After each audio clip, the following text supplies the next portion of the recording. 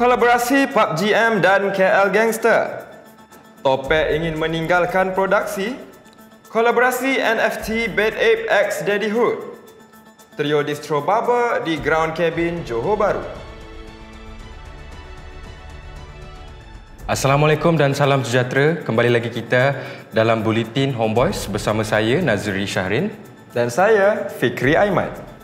Baru-baru ini, PUBG Mobile telah mengeluarkan trailer berdurasi 30 saat yang menampilkan dua watak daripada filem lokal KL Gangster iaitu Malik dan Shark sedang bertarung di Petaling Street, Kuala Lumpur. Kolaborasi tersebut merupakan kolaborasi filem tempatan yang pertama di negara kita dan kandungan permainan itu akan dilancarkan pada bulan Julai. Selepas Cik Yan, salah seorang kru produksi Homeboys iaitu Topek Bani dikabarkan akan meninggalkan produksi, kita akan bersama warga warehouse untuk menanyakan pendapat mereka tentang perkara ini. Assalamualaikum. Bersama saya Faiz KUL. Hari ini saya akan mengendalikan segmen kan? Betul lah segmen. Siapa cakap salah? Betul. Segmen gosip ke gosip. Beberapa minggu yang lepas kita dikabarkan dengan pemergian seorang insan yang digelar Cik Yan.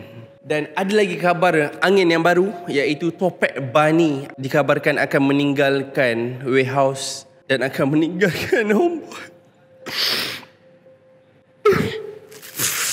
Jadi kita nak tanya semua kawan-kawan rapat dia, apakah respon diorang dan ucapan-ucapan terakhir kepada Topek yang akan pergi ke New Zealand untuk bertarung dengan beruang. Okay, let's go. Ash, kau nak pergi mana? Kau nak pergi mana? Untuk makluman korang, Topek bakal meninggalkan warehouse. Bagus. Bagus. Alhamdulillah. Wih, Teruskan soalan macam tak habis. Okay, soalan yang pertama aku nak tanya, apakah expectation korang lepas Topek meninggalkan warehouse untuk pergi ke New Zealand? Yang first kali kita buat ni lah kot. Apa ni? Doa selamat. Doa selamat. Lepas tu kita buat majlis akikah. Kesyukuran. Oh, kesyukuran. Dia bukan kita tak suka dia, tapi kita benci dia.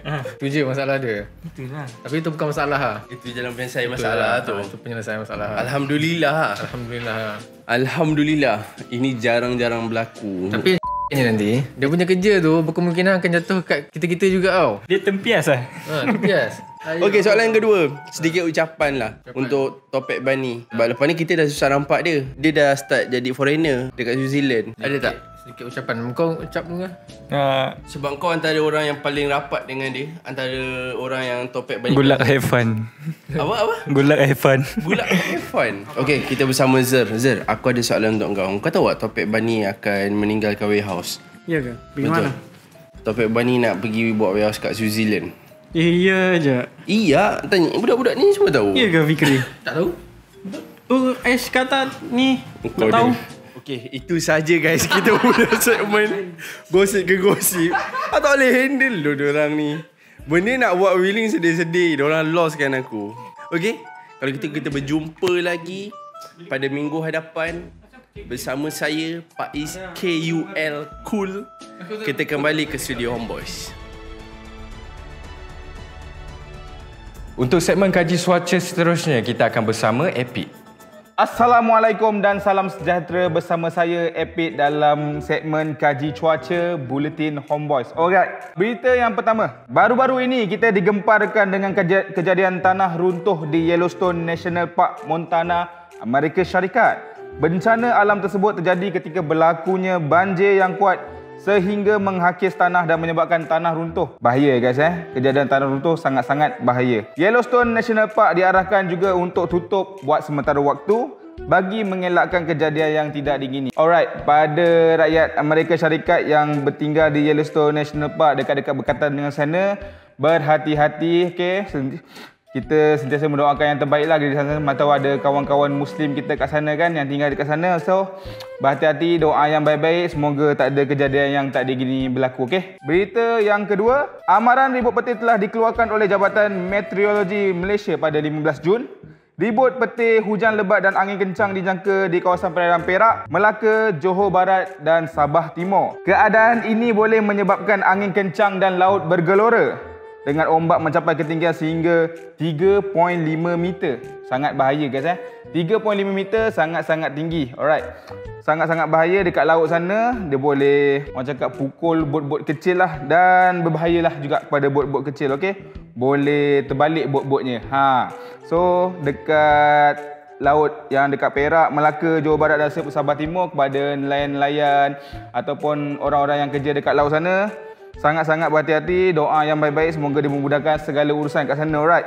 Menurut Jabatan Meteorologi Malaysia juga, pemantauan akan dijalankan secara rapi dan berterusan. Okey, kita doakan yang terbaik dekat sana. Apa-apa pun, selamat kembali dan selamat pergi dan selamat kembalilah kalau pergi kerja sana. Alright. Itu saja laporan kaji cuaca di segmen Homeboys.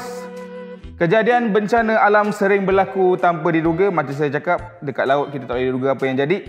Jadi kita haruslah sentiasa berwaspada walau di mana jua kita berada. Sekian itu saja laporan kaji cuaca daripada saya pada minggu ini. Kembali ke studio Homeboys.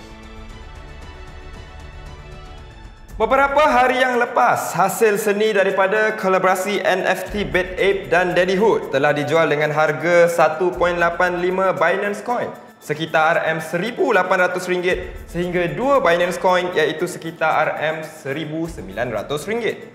Koleksi tersebut dikategorikan sebagai super rare NFTs. Penawar yang berjaya mendapatkan ketiga-tiga koleksi tersebut akan diberikan jersey eksklusif Friends and Family ataupun FNF Daddyhood X Homeboys beserta dengan tiket untuk menaiki go-kart Daddyhood selama 2 hingga 3 jam. Wow, 2-3 jam. Lama tu. Boleh tak harap? Kita akan beralih ke berita sukan bersama Wan Bakar. Hai, Assalamualaikum dan selamat sejahtera. Bersama saya Wan Bakar dalam segmen Berita Sukan Rutin Homeboys. Skuad kendalian Kim Panggoh, skuad Harimau Malaya telah menamatkan penantian ke Piala Asia selama 42 tahun. Lamanya. Selepas berjaya menundukkan Bangladesh. Di aksi terakhir, kelahikan kumpulan E di Stadium Bukit Jalil semalam. Bukan semalamnya. Semalamnya lah. Okey.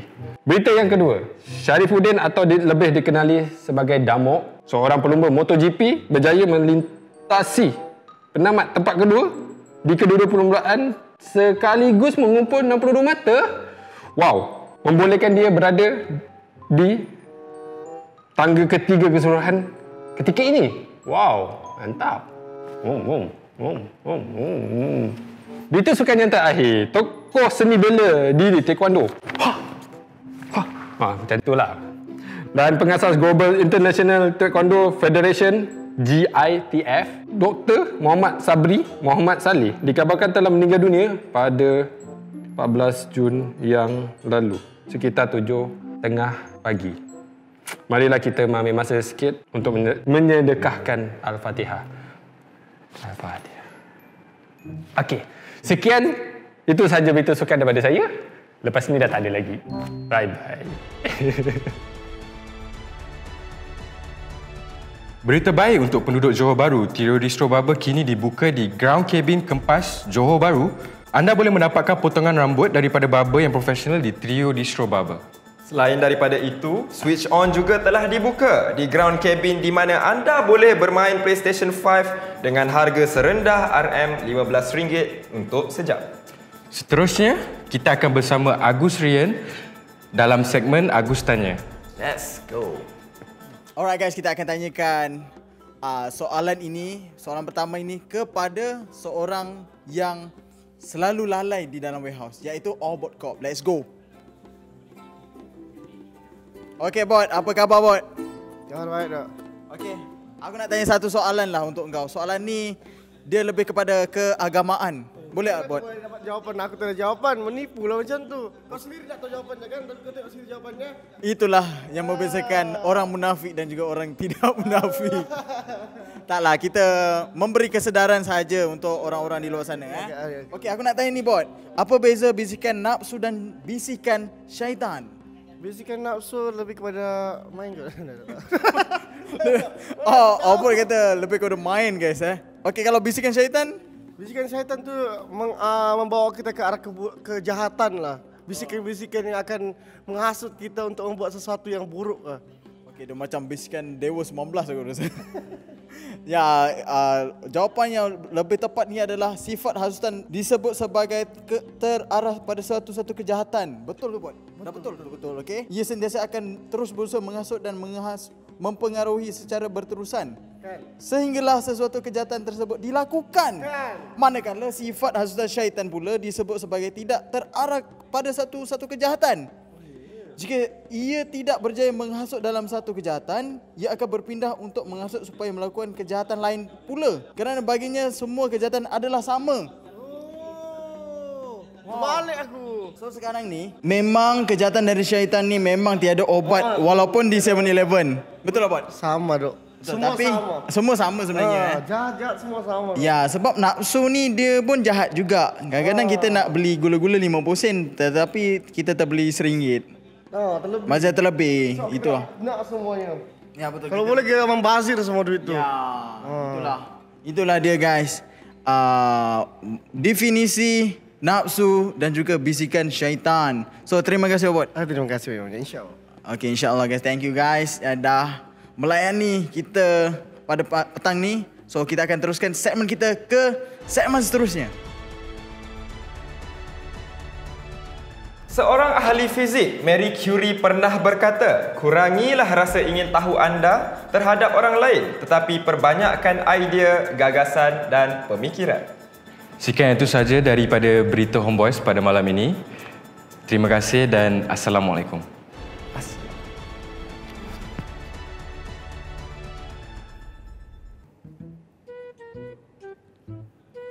Dah. Tak dicakap action. Okey. Berita yang kedua, berita sukan yang kedua. Syarifuddin atau lebih dikenali sebagai Damuk. Damuk? Seorang pelumba MotoGP. Oh, okey. Okey, jap. Sorry. Sabar. Lagi sekali lagi. Okey.